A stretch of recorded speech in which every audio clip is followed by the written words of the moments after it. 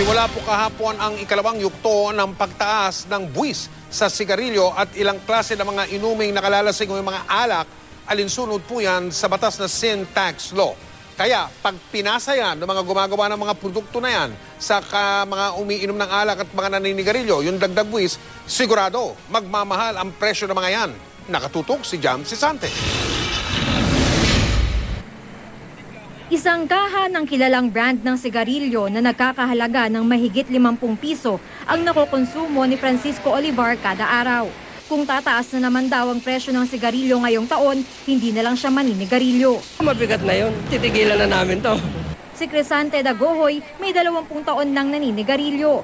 Ngayong mas malaki ang ipapataw na buwis sa low-price brand na ginagamit niya, mukha raw mapipilitan siya magbawas. Sa bundok, nagtrabaho. Ito lang libangan namin doon sa lamig. Sa ikalawang taon ng pagpapatupad ng sin tax law, 5 piso kada kaha ang dinagdag na buwis sa mga low-price brand ng sigarilyo. 2 piso kada kaha naman ang itinaas ng buwis sa mas mamahaling brands. Pati ang buwis sa fermented liquor tulad ng beer at wine, bahagyaring tumaas. 2 piso kada litro ang dagdag buwis sa low-price brands, habang piso naman ang itinaas sa buwis sa kada litro ng mga mas mamahaling brand.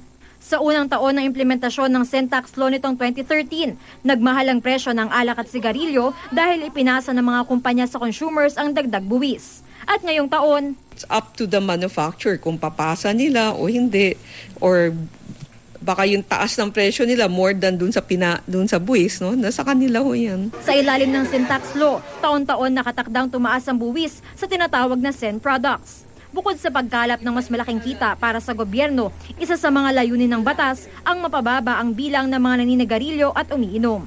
May decrease sa volume withdrawal sa sigarilyo ng around 12 to 13%. Siguro kung health advocate ka, kulang pa yon, no? Pero yung collection umakyat ng 111% sa sigarilyo, no? Karamihan sa makokolektang dagdag buwis mula sa sin taxes ay mapupunta raw sa mga serbisyong pangkalusugan ng pamahalaan.